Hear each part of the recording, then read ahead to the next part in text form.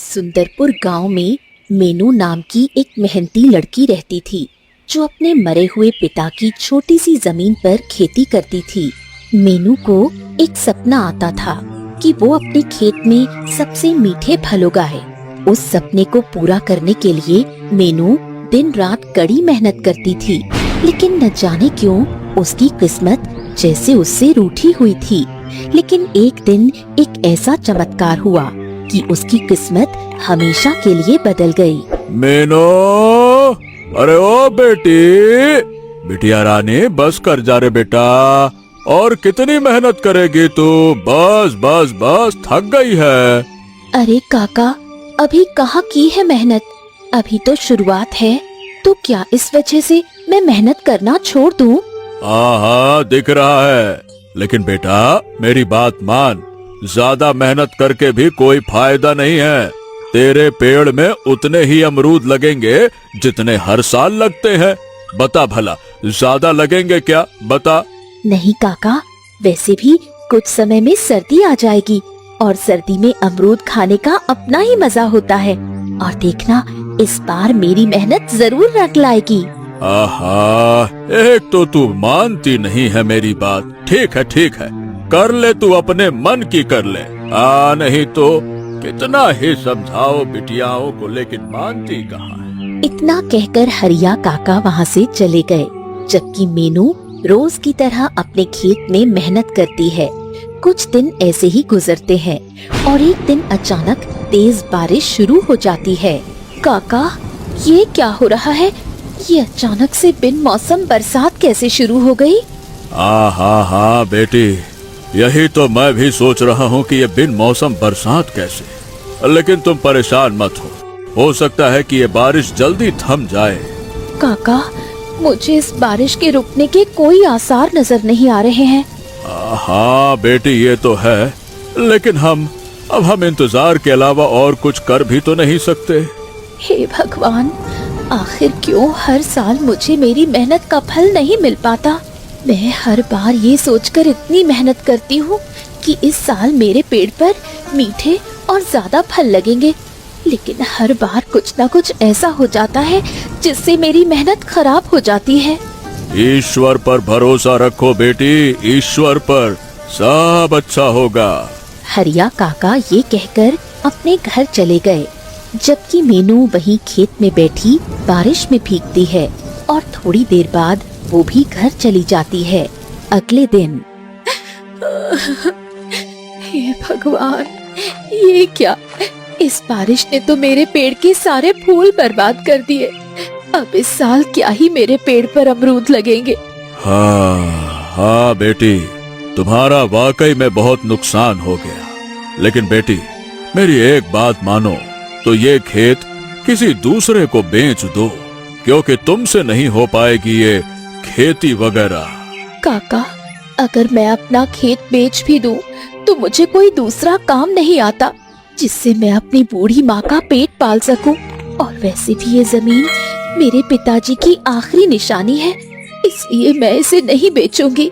मेनू ये कहकर उदासी से जंगल की तरफ निकल गई। तभी उसे एक आवाज सुनाई दी। कोई है? कोई है? कोई तो इस मैना की मदद करो। अरे, यहाँ तो कोई नहीं है, पर ये आवाज कहाँ से आ रही है? ऐसा करती हूँ, पास जाकर देखती हूँ। अरे, मैं इधर हूँ, तुम जरा इधर आना। अरे, इधर किधर? तुम हो कहाँ? अरे, यहाँ इस पेड़ के ऊपर। मीनू ऊपर की तरफ देखती है। अरे मैना, तुम तो इस पिंजरे में कैद हो, तुम्हें यहाँ इस पेड़ पर किसने कैद किया? मैं तुम्हें सब बताऊंगी, लेकिन उससे पहले तुम्हें मेरी मदद करनी होगी। मदद? कैसी मदद? पहले तुम हाँ या ना में जवाब दो, फिर मैं तुम्हें बताऊंगी। हाँ ठीक है, मैं तुम्हारी मदद करूंगी। अब बताओ, कौन हो तुम और यहाँ क्यों कैद हो? मेरा नाम तारा है और मैं एक परी हूँ। मैं एक राक्षस की कैद में हूँ। मगर तुम उसकी कैद में क्यों हो? वो राक्षस मुझसे विवाह करके मेरी शक्तियाँ हासिल करना चाहता था। मुझे ये सच पता चल गया था, इसलिए मैंने उससे विवाह करने से इनकार कर दिया तो उसने मुझे मैना बनाकर इस पिंजरे में कैद कर लिया। ओह, ये तो बहुत अफसोस की बात है। क्या तब से तुम यहीं इस पेड़ पर टंगी हुई हो? हाँ, तो और मैं क्या करती, इस तरफ कोई आता ही नहीं था। खैर, अब तुम बताओ, कौन हो तुम और यहाँ क्यों आई हो? मैं मीनू हूँ, मैं बस ऐसे ही यहाँ आ गई। अच्छा, तुम मुझे कुछ उदास लग रही हो। हाँ, मैं उदास तो हूँ। और फिर मीनू ने तारा को सारी बात बताई। ओहो, ये तो बहुत बुरा हुआ तुम्हारे साथ, मगर तुम चिंता मत करो, एक दिन तुम्हें तुम्हारी मेहनत का मीठा फल जरूर मिलेगा। देखा जाएगा। खैर, तुम बताओ, मैं तुम्हारी क्या मदद कर सकती हूँ? तुम्हें काली गुफा में जाकर उस राक्षस के पास से इस पिंजरे की चाबी को लाना होगा। बस इतनी सी बात?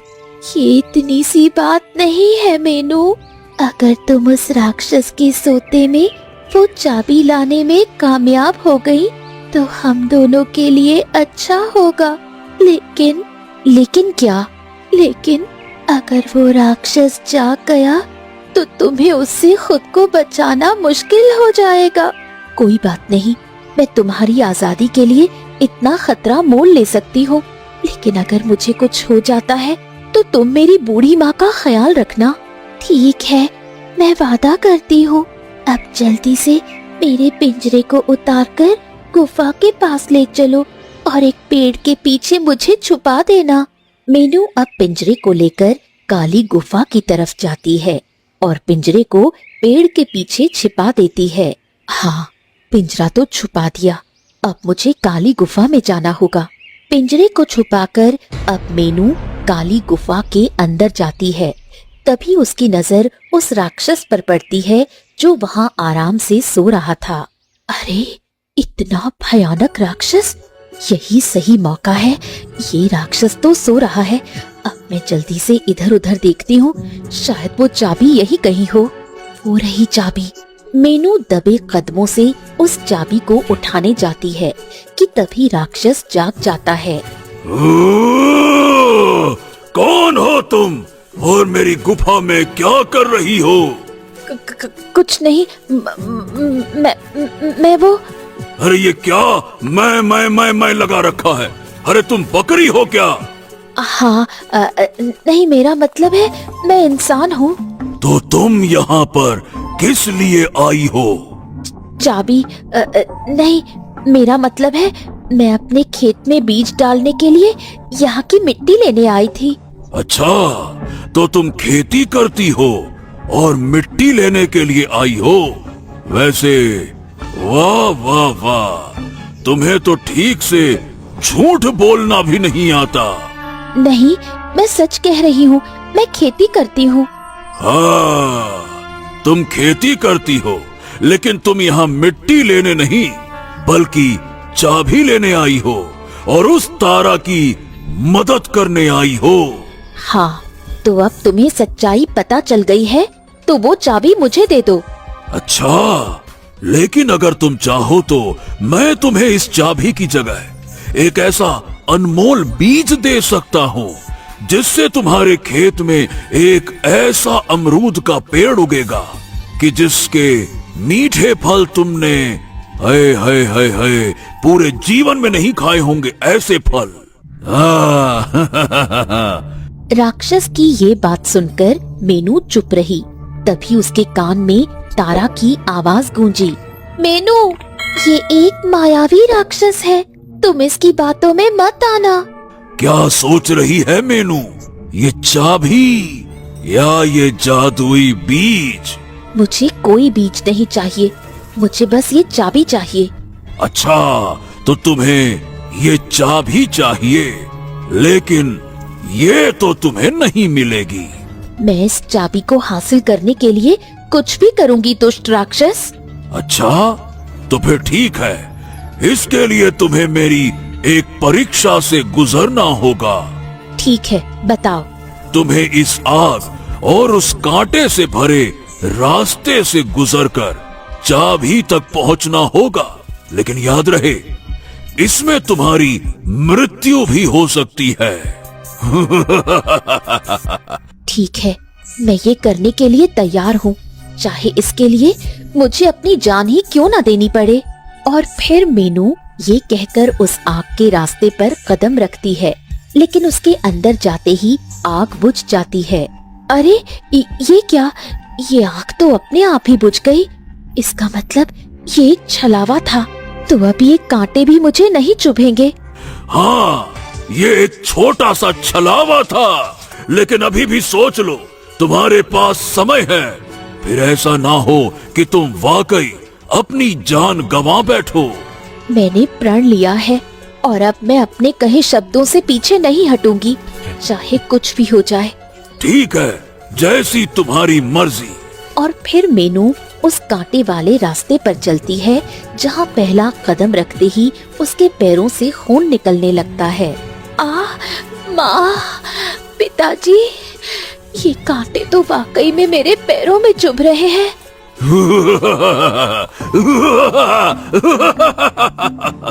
मैंने तो पहले ही तुम्हें इस खतरे से आगाह किया था, पर तुम नहीं मानी।